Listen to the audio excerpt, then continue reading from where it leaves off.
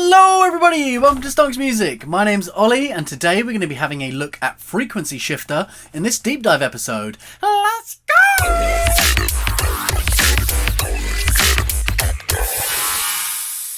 Right, so here we are back in the Ableton manual. Let's jump in and see what they got to say about it.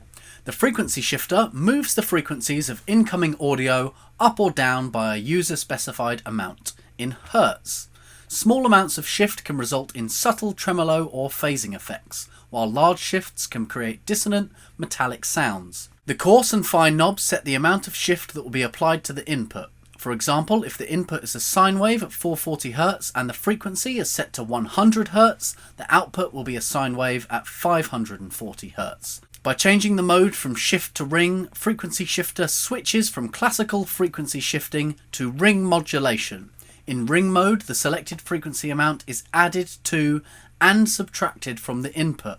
For example, if the incoming audio signal A is a sine wave at 440 and the frequency is set to 100, B, the output will contain partials at 340, A minus B, and 540, A plus B.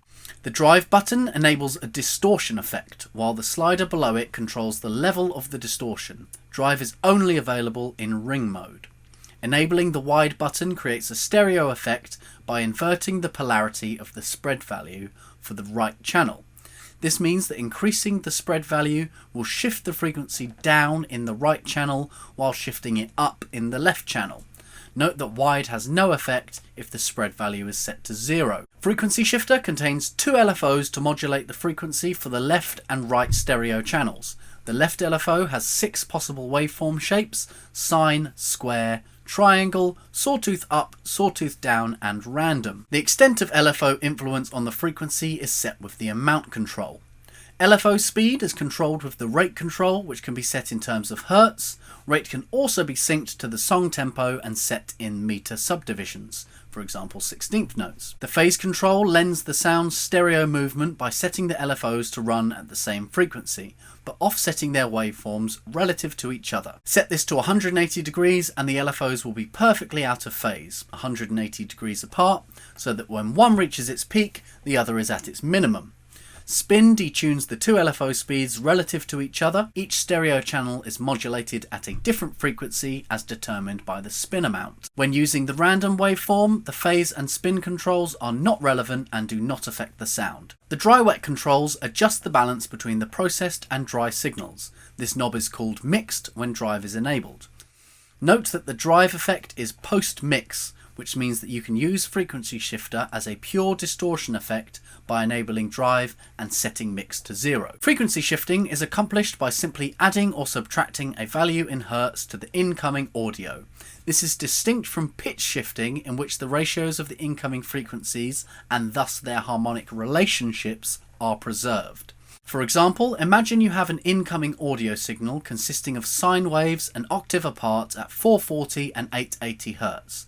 To pitch shift this up an octave, we multiply these frequencies by 2, resulting in new frequencies of 880 and 1760 Hz. Frequency Shifter tips. Frequency shifting and ring modulation can produce some very interesting sounds. Here are some tips for using the Frequency Shifter device. Drum tuning. Tuning sampled acoustic drums can be tricky. Using a sampler's transposition control often changes the character of the sound in an unrealistic way, resulting in pinched or tubby samples. Frequency shifting can be a useful alternative. Try using the device in shift mode with the dry-wet set to 100, then adjust the fine frequency no more than about 100 Hz up or down. This should change the apparent size and tuning of the drum while retaining the quality of the original sample. Phasing. To create a lush phasing effect, try using extremely small amounts of shift, no more than about 2 Hz. Note that the phasing is caused by the interaction of the processed and dry signals, so you won't hear an effect until you adjust the dry-wet balance so that both are audible. The strongest phasing will be heard when dry-wet is at 50-50. Tremolo. In ring mode, frequencies below the audible range, about 20 Hz, create a tremolo effect. You can also impart a sense of stereo motion to the tremolo by turning on wide and using small spread values. Learning more. Try putting a spectrum device after the frequency shifter to watch how the signal changes as you change parameters. To get a good overview of what's happening, Try using a simple continuous sine wave as your input. Cool, so that's the frequency shifter. I use this for a few like big old build-up effects and stuff, but let's jump into Ableton and have a look at the other things they're talking about. Right, so here we are back in Ableton. I've just grabbed an operator and we're going to start with a sine wave like they say. So there we go, there's our G. I'm going to turn on span so we can see what's happening. That is a G running at 390 Hertz. So if we go to the fine mode here and whack that all the way up, that's going to add 500 Hertz to this G. So what should we expect? Quick maths, 890 Hertz. Let's see. And that is what we've got here, 890. So in its simplest form, when we use a sine wave, it's going to add those frequencies. So fine only gives us a small amount, whereas frequency here, we can go 10 kilohertz all the way down to minus 10 kilohertz. Let's just have a listen. That should completely...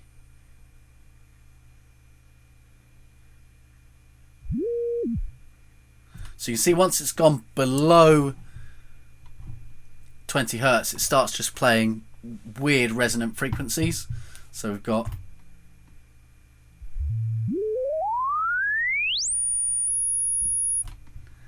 right the way up to 10 kilohertz, which is what that's playing there, right? 10.5, it should be 10.3. Yeah, 10.3 because we're playing our G, which starts at 300 Hertz. So let me go a bit lower.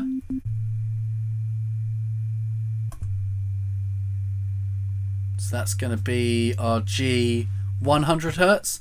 So if you turn this right the way up, this should be 10.1. Oh, that probably should have hurt my ears more than it did, but I think I've killed those frequencies. So there we go, 10.1. So you can see with the shift mode, it's purely just adding the frequencies that it says it is. So let's click ring mode. I'm going to go back up to my middle G. And we will just turn this off for a second. Let's go down another octave. So we're at our 380 Hertz again. Now with ring mode, if we remember, it's going to add and subtract 100 Hertz from, or what's this, 1 kilohertz from our frequency. So we can see it's created these two tones. So let's take that down to, type it in, 100.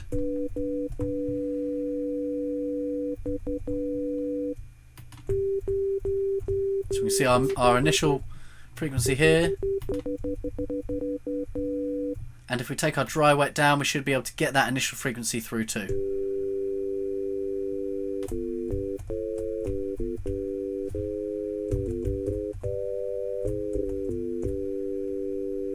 So this is a really nice way to kind of create your own instrument. So if you imagine every instrument in the world, no matter what it is some form of a sine wave. Whether it's a guitar or a bass behind me, you are hitting that string and that string is a wave. Everything is a wave. That's what all audio is.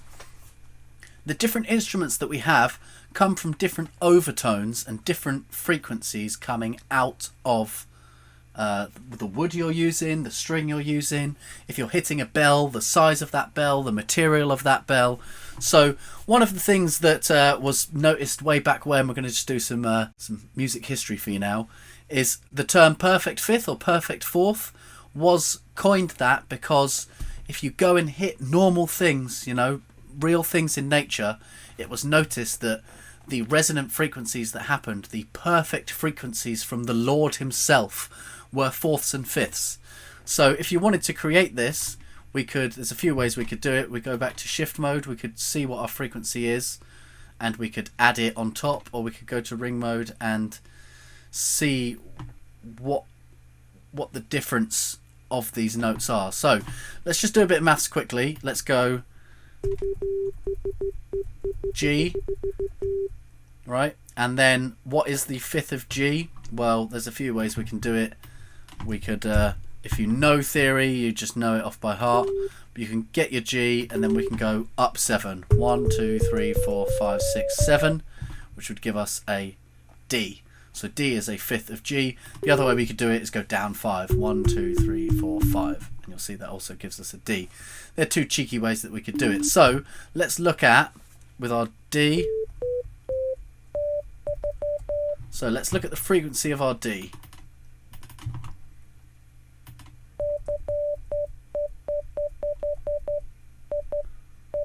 Should we say 600, 580? Let's say 585 looks like it's right. So we've got 390 and 585, which is a gap of 200, 388 to 58. So let's set our ring mode to a frequency of 200 Hertz. So that should be adding a fifth now from our initial sound. We can see here I'm pressing a G if we come down. And we're getting a D there and an F sharp there. What are we getting? Because we're minusing as well with the ring. So let's turn our dry wet down to get a balance of the original and these overtones.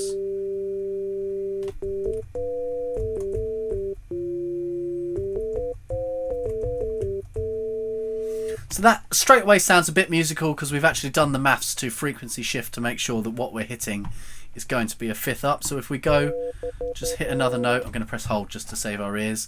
So our fundamental is here, which is a B. So this note here is an F. Is that right? B and an F. So let's just check here. If we were to go B, boom. Let's go 1, 2, 3, 4, 5, 6, 7. F sharp. So is that right? Let's come back to our span.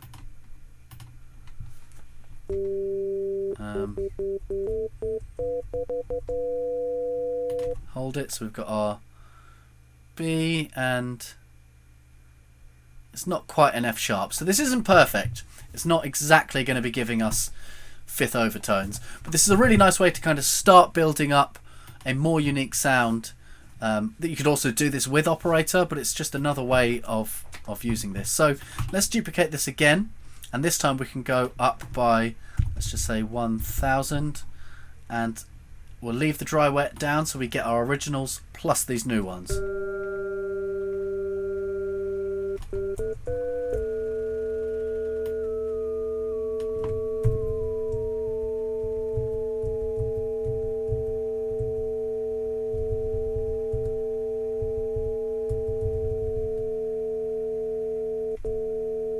And at 200 again, that sounds quite nice. So let's just duplicate again. And each time I'm just turning the dry wet amount down.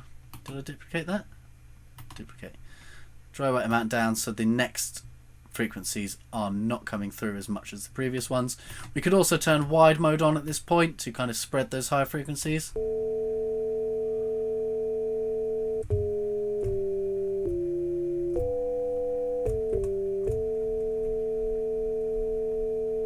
So now you're getting quite a thicker sound there from just this initial sine wave, which is really quite an interesting way to start building up your own sounds. We could resample this out and use it back into a sampler, or now we could start doing some FM to this. So even if we just leave this as a sine and we go instead one oscillator and we turn it to a saw, I'm just going to draw some more bits in here. You can see straight away that when it's got more frequencies to mess around with, this is now going to be starting to create quite a bit of chaos. So let's have a listen.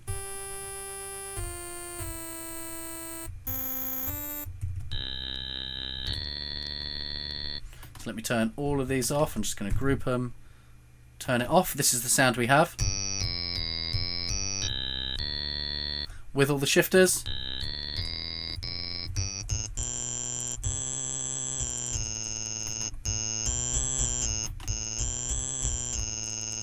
So it's more subtle because it's got more that it's got to process, but it's definitely giving us this kind of split wideness. So let's just take that back to our sine wave and do a little bit of FM. Let's chuck this next one in. And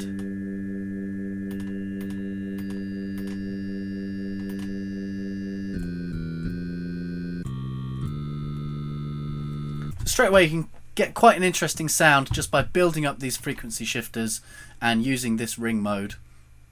It's actually also quite interesting if we do it, if we take these all the way down the other way. Actually, no, let me duplicate this again. I won't mess up this one again. Duplicate. And this time, let me come over here and I will delete this, move this over here. And let's take all of these frequency shifters down to 1 hertz.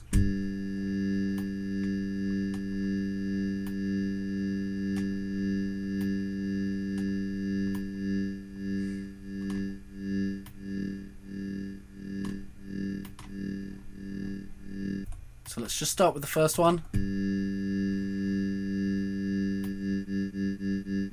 In here.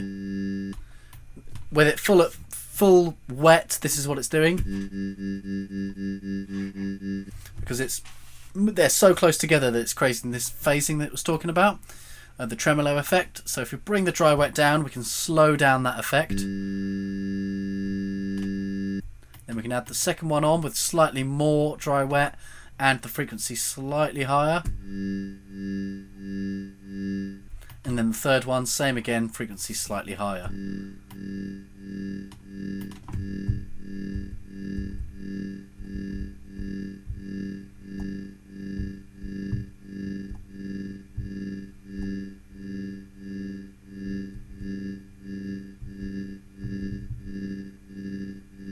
So it's kind of the same as using a really short delay time, just kind of giving it this stuttered effect there. Again, we can now add a lot more to this actual sound. Just do a bit crazy FMing real quick. Have that come in over the course of it a bit. Turn this one on, turn this one up. Come to the oscillator, do one of these. Come to your oscillator, do some of them. And we'll turn this to, let's say this one.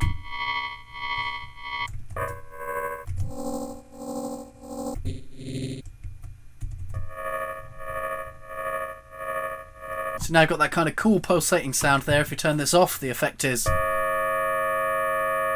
And then with these frequency shifters. So that's a nice one, just to kind of add a bit of movement in. From there, I would probably be distorting and doing a bunch of other stuff. Moving some filters around. After this though, we could go to shift mode. I'm going to get span back up and go, okay, so... Just going to press hold. This is meant to be a G note, so what have we actually got here? We've got a C, we've got an E, we've got a C again, we've got a D sharp. So we've not really got our G note coming through. So what we can do is we can get our shift mode and move it down.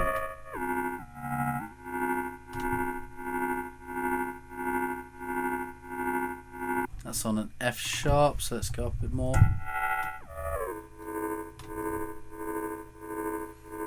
E, G sharp, down a bit more from that. That's too much.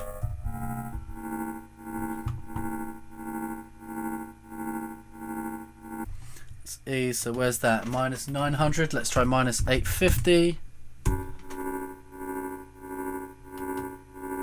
It's F sharp, so let's try minus 820. G sharp, so let's try minus 810.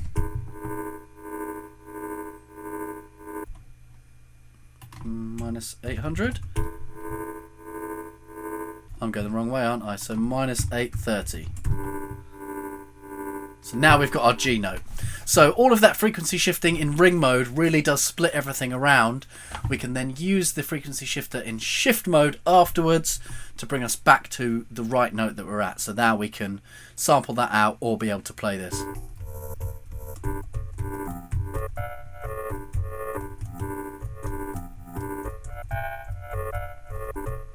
And we know that the notes should be the right notes.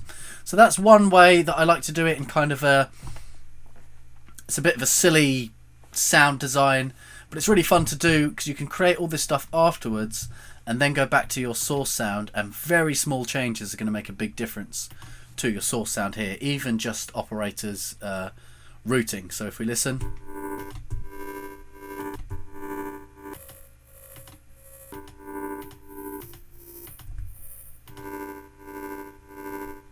that sounds nice, got some clack to it. And also the way that we've done this frequency shifter, it makes a big difference what octave we're in. So if we go down,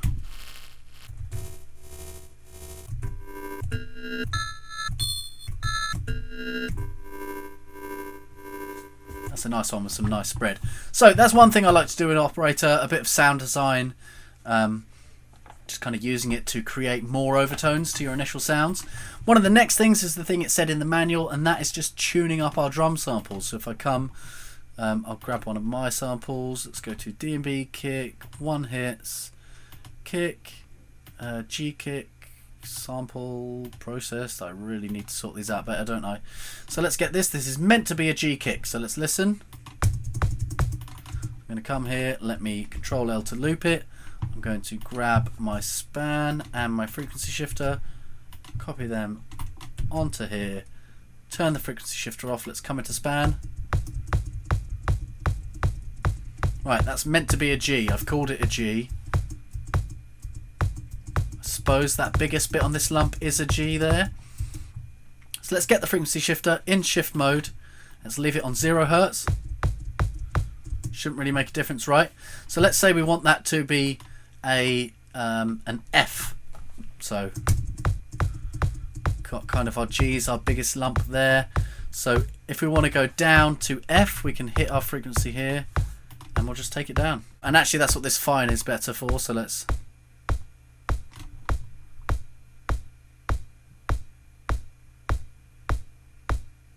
so it's a subtle one, but that's much nicer than coming in and just close span and doing it here on this D tune.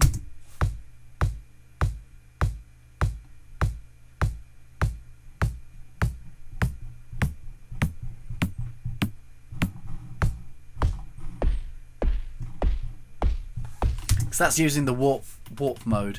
Now depending on effect, it's still quite nice to use this warp mode for effects. But if we were wanting to get something a little more tuned, this is quite a nice way of doing it, just with our fine tune here.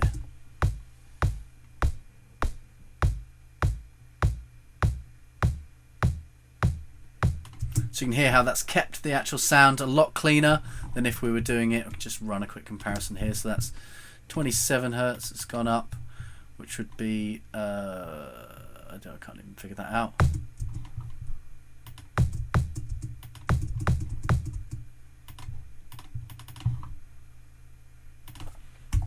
Let's have a quick look.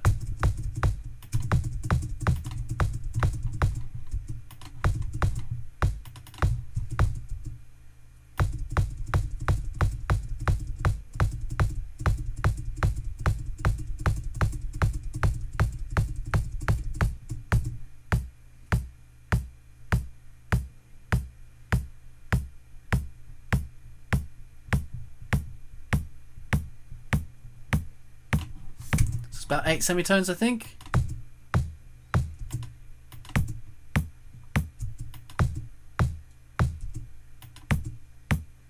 So in order to tune that using the transpose, you can hear it's a big change in the sound's overall character, whereas the frequency shifter has knocked it up, but without keeping a lot of that original sound. So they're the more kind of subtle uses, a bit of sound design, and kind of tuning your kicks. Now one of the big things that I use frequency shifter, this is my main use for it, is just big old build-ups. So let's imagine we've got a section. I'm trying to think of what I've got. I'm probably just gonna have to grab one of my what have we got in here? Some pads. I've got something G pad chordy thing. Let's grab you in. So we've got this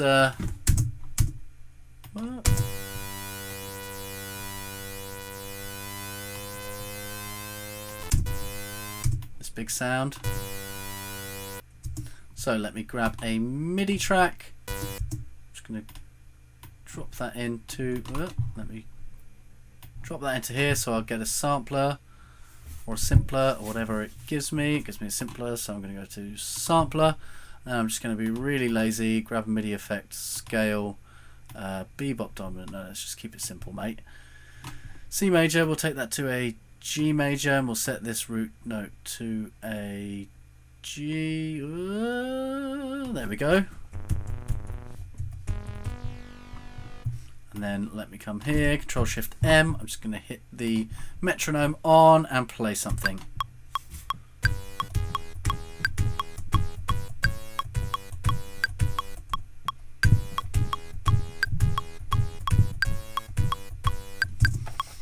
So we've got this little line here, which is going to be in our build up, for instance. And let me just put that on the bar. Is that even? What did I do there?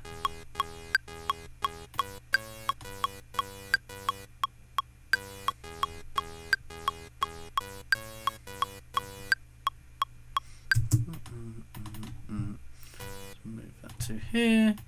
So let's imagine that that was our build up for whatever reason, and we could have that go in twice, and then probably in typical fashion it would have an auto filter on it, and that would be kind of filtering up from the bottom somewhere here. Show automation, one of them, so it's kind of going.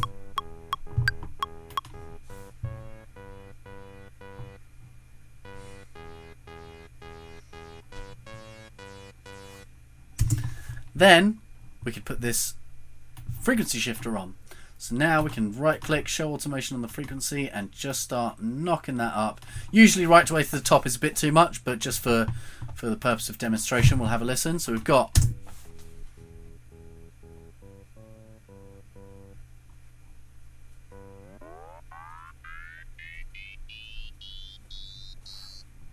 so probably just do that on the last one, say. Let's bring you, shift you over here. So then we've got this build up.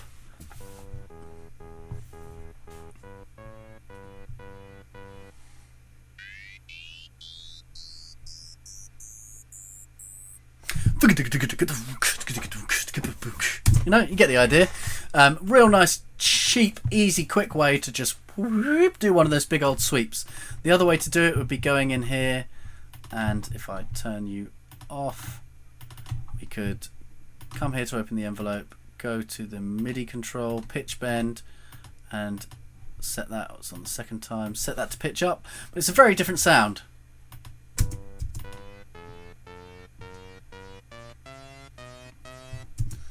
Which we don't really want, right? You want the pitch to be playing the same note. You just want to feel like the whole thing's being thrown somewhere else. So I find this a really nice way to kind of do that. We could also put a bit wide on it if you want it to spread a little more. And that would do it to the whole sound. So let's show automation and just do that here. So we've got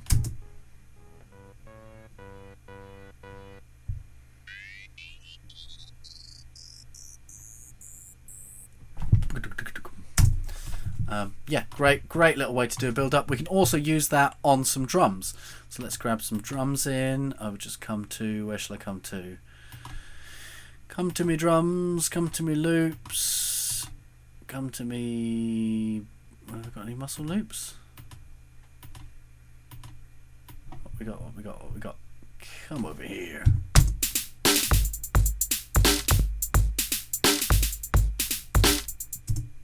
Well, that's a rubbish loop, but it is a loop. So we can do the same thing here, but I'm not even going to use that loop because it is so rubbish. So let's grab a break instead. Broken Funko. So we could have this, and we could probably do the same thing, filter it in or whatever, but we've got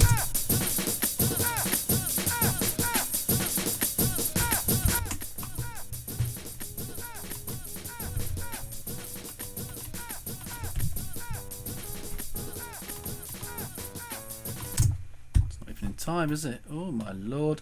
Right, so we just do it on this last one here, so we can actually, because I've copied it, it'll do exactly the same thing. So we've got the frequency going up and the spread going up. So we've got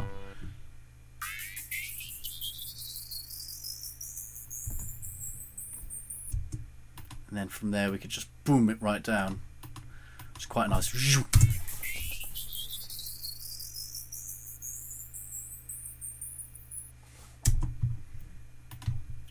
But that was the spread, wasn't it, not the frequency, which is why that didn't work. So frequency down.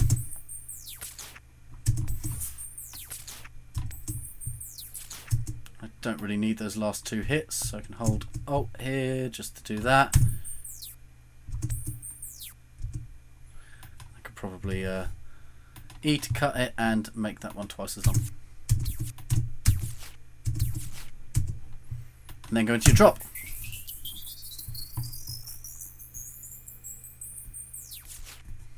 It's just a nice way to get those big old shifts and big old movements.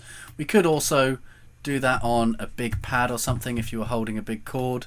Let me come here and just look for something quick. Just grab anything. I don't really care at this point.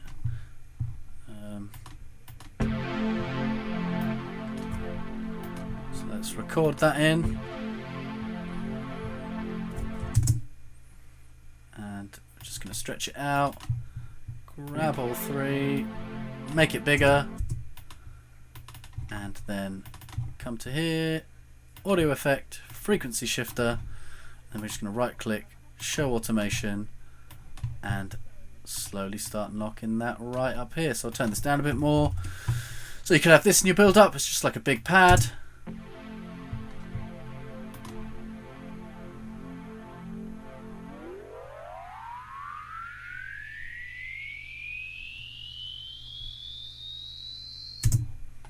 And that is a riser. It is as simple as that.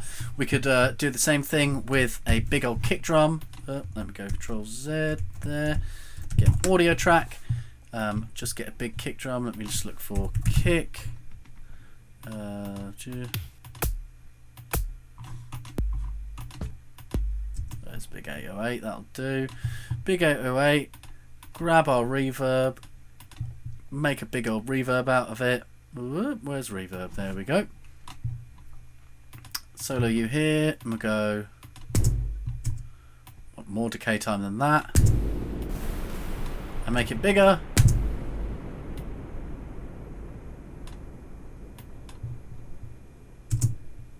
So let me press MA, and I can fade in because we don't actually want the transient. Maybe we do want the transient. Yeah, we do want the transient.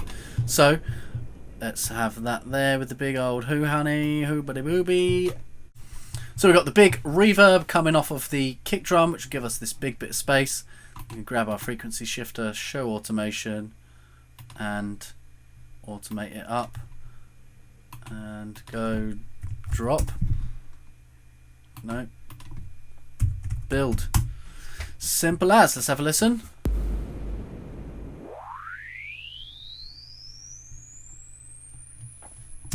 And you don't have to do it quite so quickly.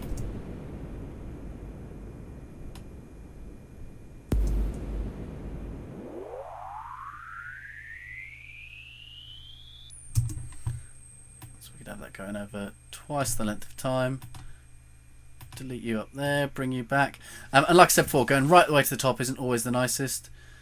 You really only have to do it quite a little amount to get all of that movement in there. Let me grab you. Oh no, what am I doing? Control Z.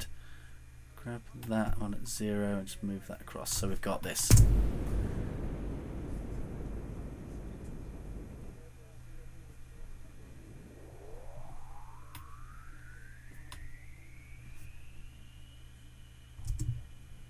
Then you probably want to have the dry wet turn off at your drop.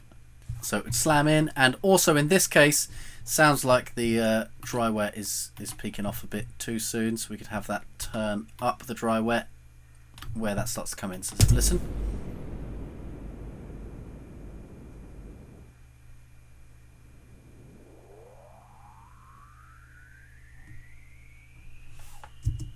Have the dry wet come in a bit sooner.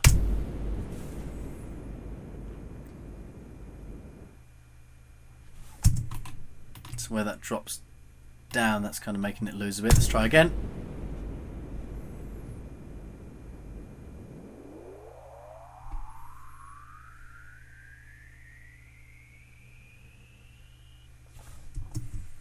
And then also a dry wet of that should probably turn off at this point. Another thing we could do is grab a compressor, and if we actually look, if we watch, it drops down. It drops down again, so we could show automation. That was okay, but by this point It's dropped below, so we could just have that come down to about there.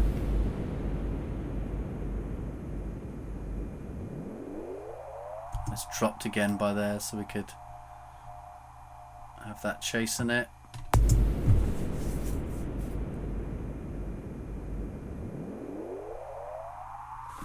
It's lost it again by here, so just bring it down a bit more, and we're just using the threshold to chase the tail.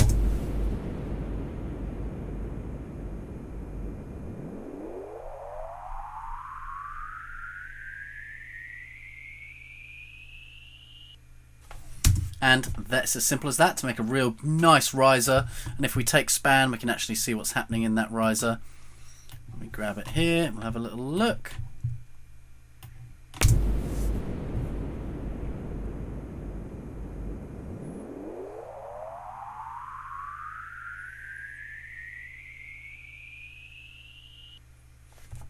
And you can see that's only going to about 3 kilohertz. If you wanted it to go more, get this, you can see here it's going to 3. Let's take it up to 7.